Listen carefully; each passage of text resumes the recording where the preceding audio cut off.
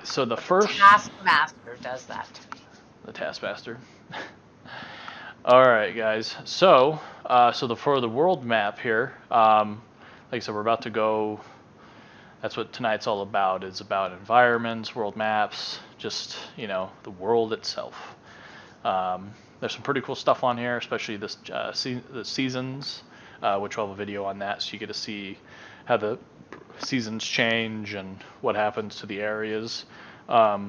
We will read about this. I will say quickly that with the seasons, some zones, if it's a mountainous area, it's probably always, snowing there. But there will be other zones that, and I hope, to be quite honest, that the seasons, I don't know, I'll have to ask you, Missy, on this one. Well, I'll ask you right now. Do you think the seasons should correlate with actually what's going on in your area? What do you mean? So, like, in Canada, it's summer. Should it be summer in game? I don't think you can do that because, you have people from Australia playing at the same time and they have opposite seasons. Well, I mean, the servers would change, and actually it does talk about servers and how they are different. So, an Australian servers, but still, you have like California server. Well, they never get snow. So. Well, I mean, just Florida's in our time zone, and they aren't really supposed to. It happens on occasion, but they don't get snow. So it's kind of like that would be okay because it's still Christmas and whatever else, right? Mm. But I mean, I don't know. Well, I mean, like you wouldn't have to. I mean, you wouldn't like you couldn't really. I mean, you could, but I'm just saying, like in the northern hemisphere, it's summer, so those servers and like the NA servers will be summer, and then like the EU servers, I think, would also still be summer, but like they would just change, and some areas just don't change. Like if it's a desert, there's really no difference of. But then they don't get snow. Yeah, then they wouldn't get snow in the. So no. So. I think everybody, because it might be nice if you live in California to be playing in the snow because you don't get snow. Yeah. Why would you want it to mimic real life? Well, I'm not here to play real life. Well, no, I'm not saying mimic it. I'm just saying the timing. Like the time of the season would correlate to the time of the season in the game. Like, so when it's summer, it's summer in game. When it's winter in game. And it's winter for whoever, whether you live in a hot place or not. Yeah, kind of thing. Like. But I mean, Australia would be different. Or would you like something that like every 30 days there's a new season? I don't know. Yeah. I mean, we'll definitely see it. 30 days would get a bit much.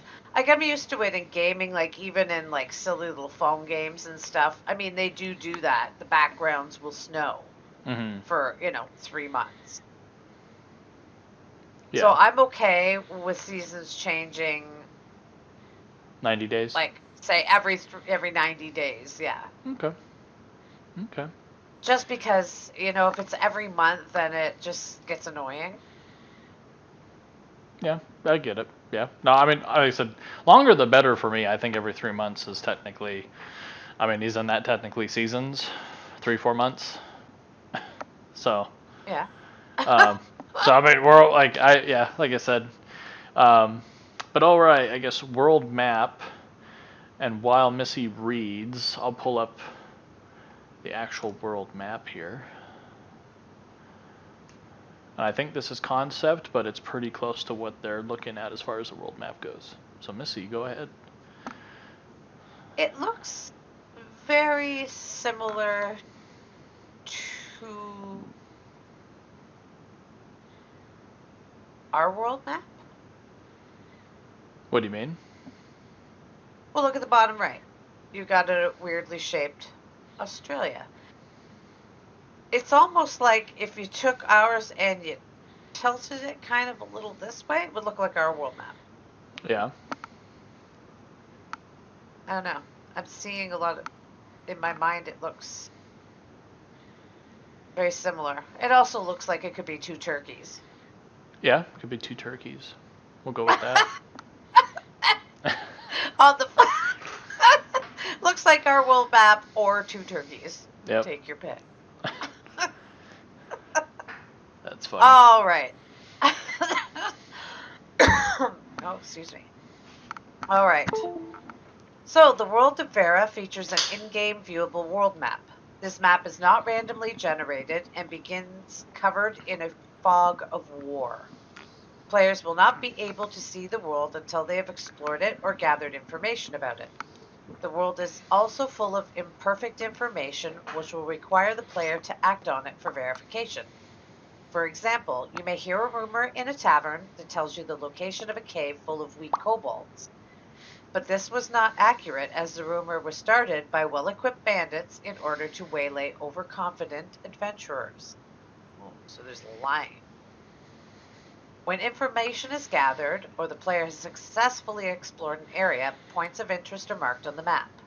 These points of interest are determined by node progression, and not every server will share the same map as player decisions will vary server to server. In addition to node progression being a factor on map generation, zones in Ashes of Creation will cater to all levels. The map will have geographical choke points such as mountains that are not traversable by players. Even though we're an open world, that doesn't mean that from a design perspective, especially with the way our economic systems work, that we will want to create geographic choke points. The world of Vera is not flat, but it cannot be circumnavigated. The Varan planet is not flat. You may not see a curvature on the horizon in this, but from a lore perspective, the universe in Vera does adhere to some basic physics and laws of physics that we experience in the real world, which means it is not flat. There will not be world wrapping in Ashes of Creation. Dun, dun, dun. Dun, dun, dun. All right, scrolling down. Alpha Island, which I guess is this one. The little yellow dot. Well, I think this is what Alpha is right now. This is where they're doing all their experiments right now, because we've seen this, the volcano in the background. Yep. So this is their playground right now. All right. Yeah, so Alpha 1 testing takes place in a zone to the northwest of the world map. This zone has many islands and a mainland area. There are 12 different subzones in the Alpha 1 testing location. The Alpha 1 zone is almost 100 kilometers in size. This is approximately 20 to 25% of the total world size. Traversing the width of the zone 10 kilometers on a mount would take about 30 minutes. Alpha Island, also called Alpha Zero Island, was the first open world testing zone for Alpha 1 participants. A new tropical jungle zone was added for the December 2020 Alpha 1 preview tests. The zone replaces the previous Alpha Island testing zone. Temporarily teleportation points will be present in early tests until ships are introduced later in the Alpha testing. That'll be fun. See ships.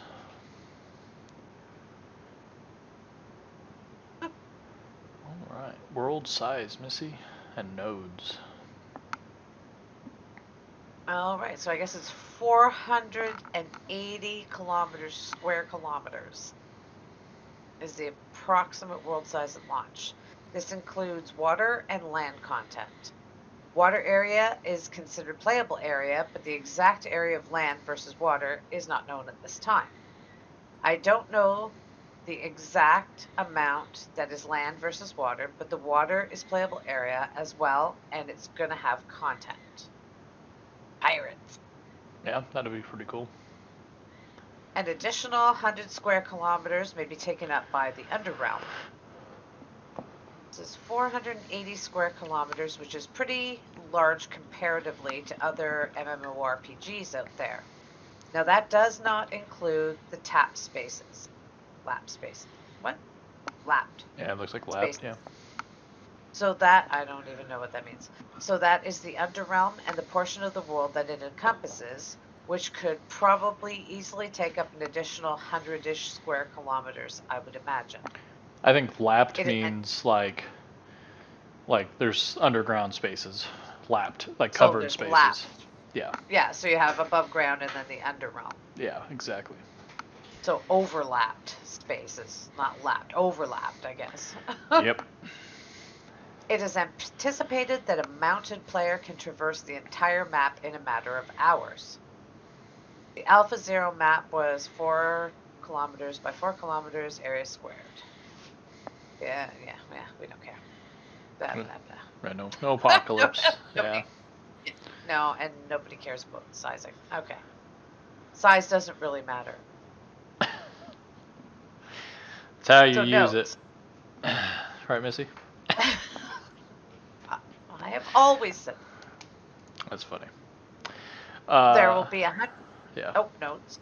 I'll finish nodes. Nodes, there will be 103 regular node locations at launch with 15 additional castle nodes, 5 castles and 3 castle nodes each, for a total of 118 nodes.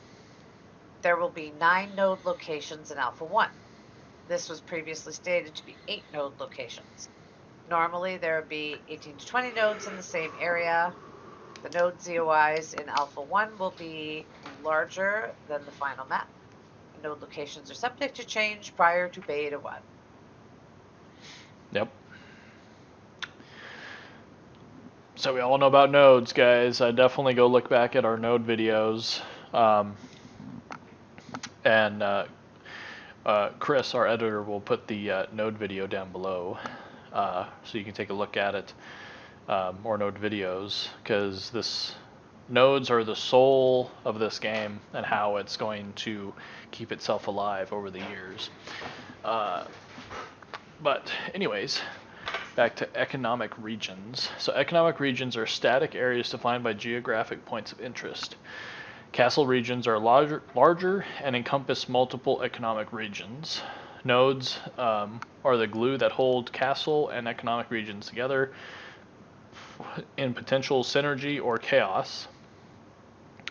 Node zones of influence, ZOIs, are fluid and change their area based on the progression of the node and its neighbors. Castle regions, economic regions, and node zone of influences can overlap. The whole map can be under the influence of one of 5 castle regions. However, castle regions aren't the only type of region.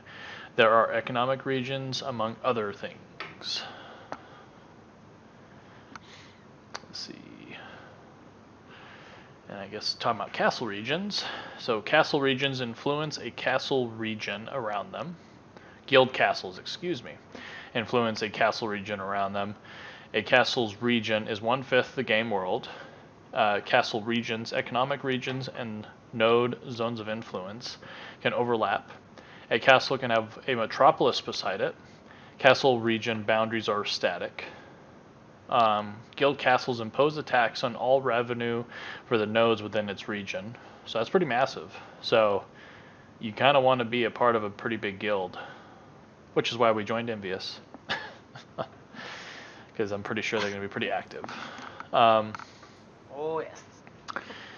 Even though we got to make the guild meetings, I guess.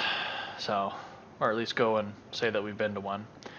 But anyways, so castle taxes are carried via NPC-generated caravans from nodes that fall underneath the castle's purview to one of the castle nodes at the end of each week leading up to a castle siege. That means that's when you guys want to plan your heists, so you can take out these caravans and steal their loot. In addition to taxes, castles also influence crop yields, resources, and events within its region. Part of the tax and resources gathered are applied to the castle for improvements. The remainder of tax income can be used by the guild for whatever they want. When castles change hands following a siege, some taxes stay with the castle and some stay with the guild. I hope that's like a 60-40, because I think if you've sieged and won a castle, you should, even probably higher than that, I think 75% of the taxes should stay with the castle. So whoever, and then the other 25 stays with the guild. I think it should be like that. And I think I'm being generous when I even say that. Yes, Mr. Generosity. All right.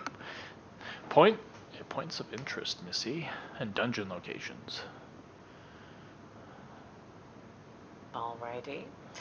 New points of interest, such as Dungeons of World bosses, spawn as nodes develop.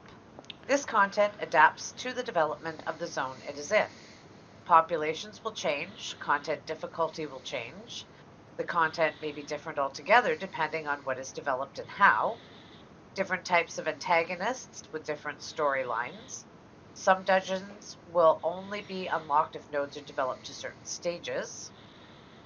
Storyline objectives for players inside dungeons will depend on the story arc paths chosen through the node system. Drop tables in areas and dungeons will be tied to the progression of certain areas. Certain dungeons and other points of interest across the map will be affected by the server's node development. Some dungeons will only be unlocked if nodes are developed to certain stages. The storyline objectives for players inside dungeons will also be dependent on the story arc paths chosen through the node system. The drop tables in area and dungeons will also be tied into the progression of certain areas.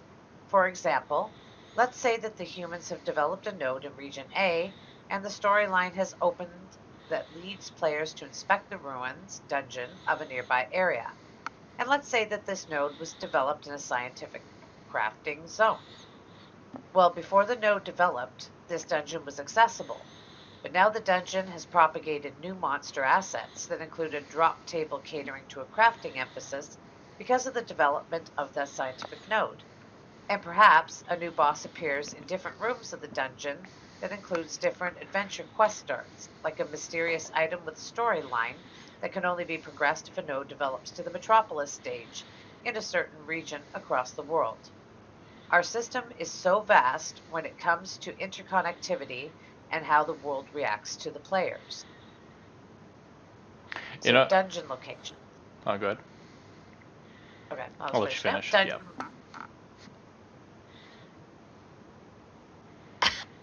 You can do it, Missy. Dungeon. There you got it. No. All right. Dungeon locations and other points of interest are located throughout the map in between the 103 node locations. As nodes advance and expand, they will influence nearby points of interest such as dungeon bosses, regional bosses, and raid bosses. The difficulty level and loot tables of these encounters will change based on this influence. So, I was thinking, kind of break off momentarily, is, how they have like the bullet points or the points of interest there? Uh-huh. Literally, it's the same thing in that paragraph. The bullet points are from the, So I was thinking, I was like, joined together because I'm reading it and I'm like, yeah. Well, that's what I was thinking. I was like, man, we could probably cut out a lot of this reading, being the bullet points are from what is being said. It's just a reference. It's a quote. So, yeah. But anyways, going back to the points of interest though, is. Some dungeons will only be unlocked if nodes are developed to certain stages. So that's kind of crazy because I'm a completionist, right? And if I know that there's a dungeon, I mean, I guess I would just have to work to unlock that dungeon. But I feel dungeons aren't going to be. But you can't work to unlock that dungeon because other people could unlock it to be something different and then your dungeon disappears. This is going to drive completionists right round to bend this game. Oh, yeah. Well, because I'm just like. You can't count on anything. Well, see, your map is not stable. Well, see, I hope, and that's why, like, definitely alts. And what's gonna be cool about this, other than other alt games, when you have a like Final Fantasy, especially because I'm leveling up right now, is you're playing the same thing. We just did it, same thing, same story, same path, same everything. But at least in this game, when you have an alt on a different server, because you're gonna have one character per server, is that server can be completely different. So you're actually going to be playing a path that you've never played before, maybe a little bit off and on, but it just depends on how that server's like grown, and how it's developed and how it's changing. So I mean, that aspect alone is it'll make this game feel alive. And like I said, which I think needs to be I keep bringing it up, and even Eric was saying that he agreed. When you're, especially like Final Fantasy and WoW, right now, if you're casual, you're kind of just existing in these games, And we talked about it yesterday too. Was unless you're doing the harder content, like the term playing for fun anymore isn't. It's like these games are designed anymore that you don't really have fun. Like there's no fun to be had. It's you gotta. It's just grinding. It's just grind. You just have to, and the grinding has a purpose to progress you, to make you more powerful, to win, right? But it's not fun to get there.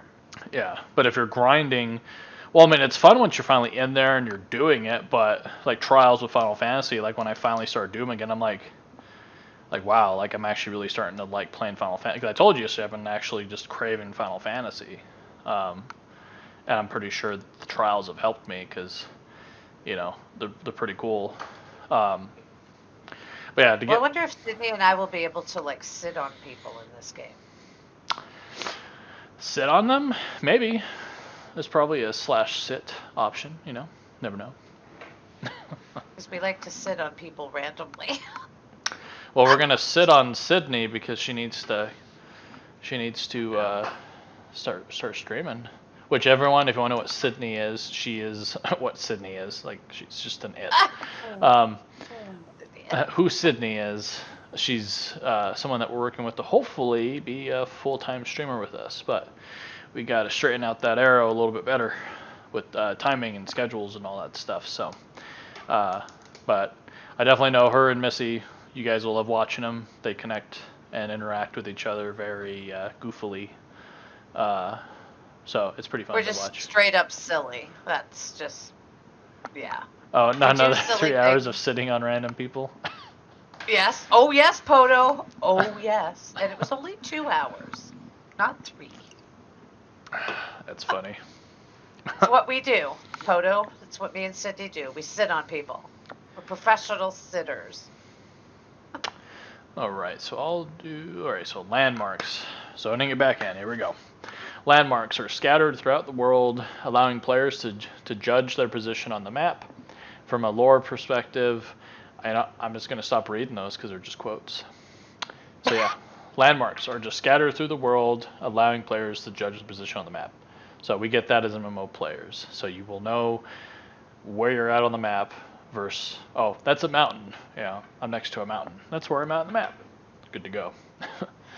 Procedural generation. Variable will not be randomly generated, but the starting resource points may be different on each server. So resource locations. I might have to read this one. Players will be able to move resources and set up shop in other areas to take advantage of the varied markets. With resources spawning dramatically, certain regions will naturally become important trading hubs for the transportation of goods throughout the world. Okay, so resource points would just be resource hubs. Okay. Minimap. There's a minimap in the game, and a compass user interface. Good thing, Let's see. Battle maps. I guess. Yeah, I'll do battle maps here. Battle maps allow players to strategize, gain bonuses on planned attacks, and see blueprints of attackable points. Whether attacking a node or a castle, players will be able to discern defenses, analyze possible weak points, and gain tactical advantages before the battle begins. Battle maps might not fit into lower level or smaller sized taverns. Battle maps are not currently on the official roadmap for launch. Okay. I mean, I could see that for launch. I don't think there's going to be any sieges, the first couple months, I would hope. Well, I think Metropolis takes like even just a month to build. So I don't really think I could see that taking a little bit to come out. Just to let the world build up, right? Before it starts getting torn down. Siege. Yeah. and you You lose everything. right. Usage. Battle maps for an interactive command map instead of a standard world map. The system would be accessed through City Hall or Battle Planning Center. Battle maps will work similar to a risk board, with the node siege map laid out with immovable pieces that would represent defenses. Moving pieces would create buff zones that would give active siege players access to special items or perks. The map does not show the current active battle. Pieces will have to be moved before the battle commences. The idea is to make sieges more strategic and avoid simple Zerg tactics. So that's pretty cool. Bounty hunter maps. Let's see here. Players with high enough corruption, so this is where corruption comes in. And to explain corruption real quick, we also have a video on it, I think. Yes. That's when you're griefing somebody and you're just not leaving them alone and you constantly grief. You start getting this corruption on you. It's their in-game, if you're a naughty system, then this is what happens to you. If you get enough corruption, you start getting bounties on your head. You also start, if you get enough corruption, you start even just randomly dropping your gear and your stuff in your bag, and other people can just take it from you. So, yeah. So you can be. So if you want to be a douche and a dick of a player, the game will end up killing you. Yeah. Or it'll make you so weak that like if you're level 50 and you're that much corrupted, like a level 1 could just kill you and take your stuff, assassinate you, and take all your things, everything you've worked hard for. You could lose all your stuff. Yep. Great policing system. Yep, I like it. So players with high enough corruption score will be visible on the world and minimaps. These players will have markers posted on the map by an NPC from a military node of at least stage 4, which is a town, and will only be granted to players whom have the bounty hunter title. The accuracy of bounty hunter maps is determined by a player's progression in the bounty hunter system. So the more you actually progress through it, the better location details you'll have then. So that's pretty cool. Like I said, the systems that they're thinking about are just so intricate. Because it's like, you can't become a bounty hunter until you get the bounty hunter title, but then you're going to have like a bounty hunter progression system that, the better of a bounty hunter you become, the more abilities and, just being able to detect someone's position more accurately is very important for a bounty hunter. So taverns are one of the locations that bounties can be posted as players gain corruption.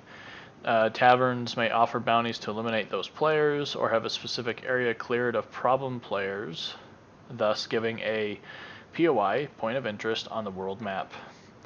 Let's see. And I guess the actual... Don't piss off the tavern owner! Right, or the mayor.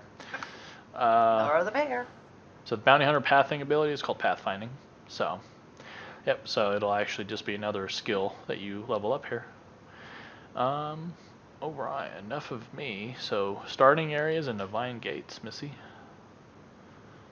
Okay. If everybody wonders why I sound a little different, I have a cold. So I'm having difficulty breathing. It's okay. So starting areas, I know. Starting areas are located in the ruined cities of the 4 ancient races of Vera. Starting areas are located near one of the 4 divine gateways where players spawn into the world. The Tulnar have a starting area without a divine gateway.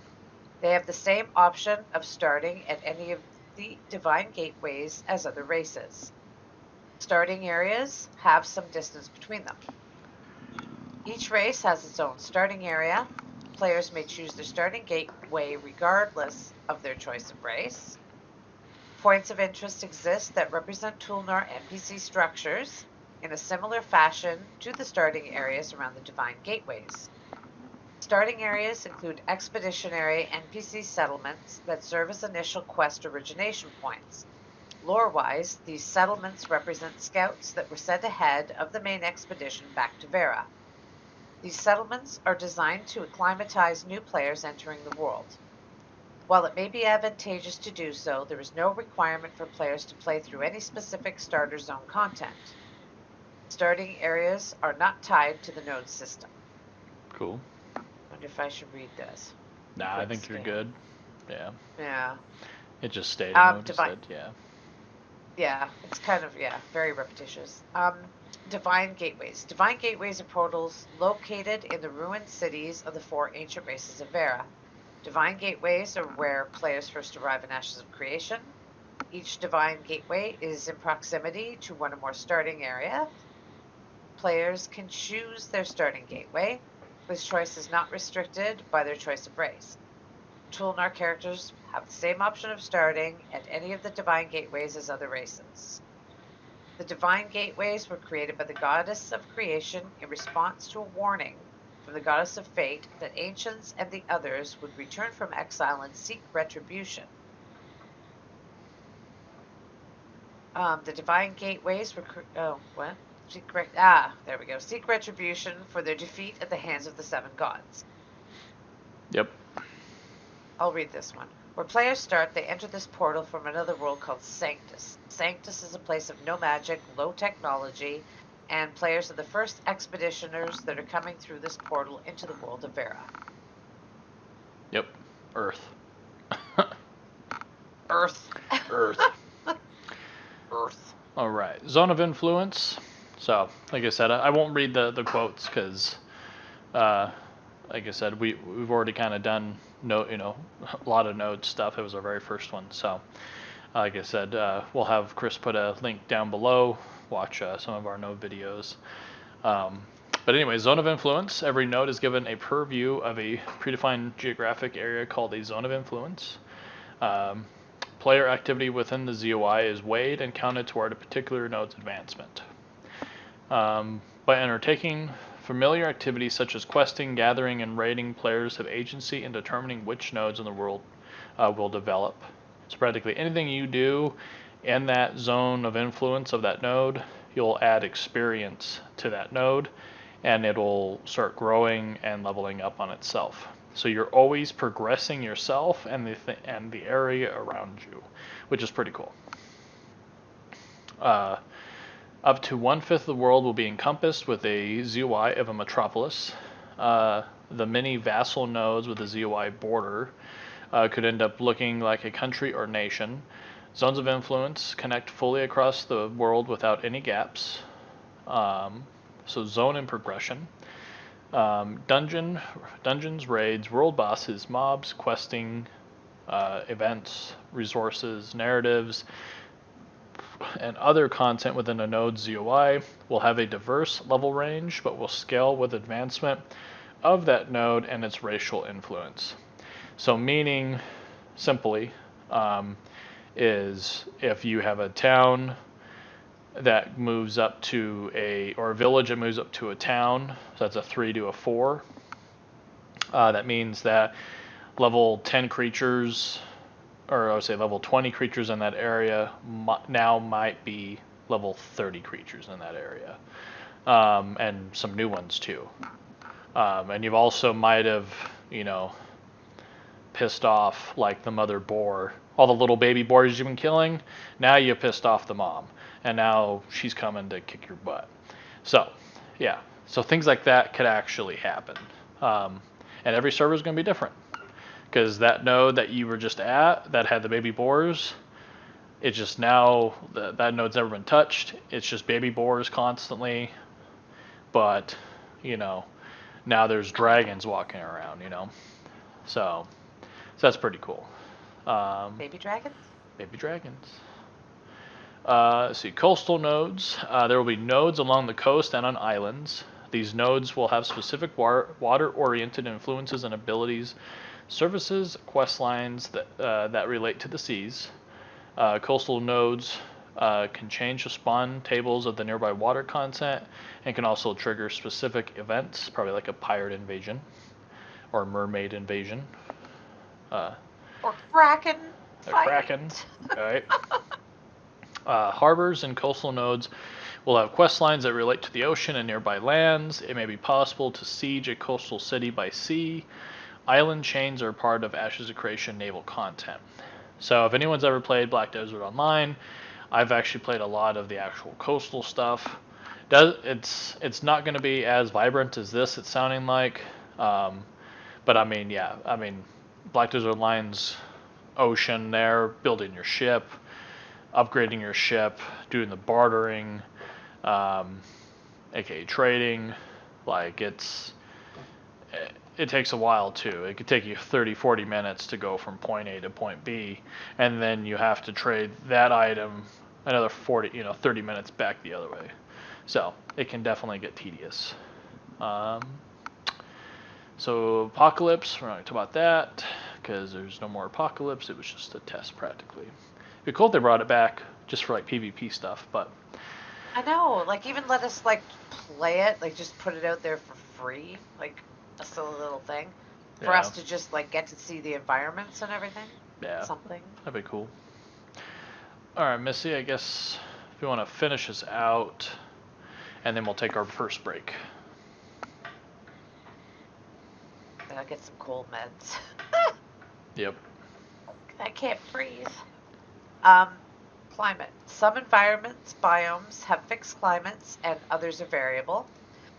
Weather conditions change with the seasons. So yeah, snow if it's winter.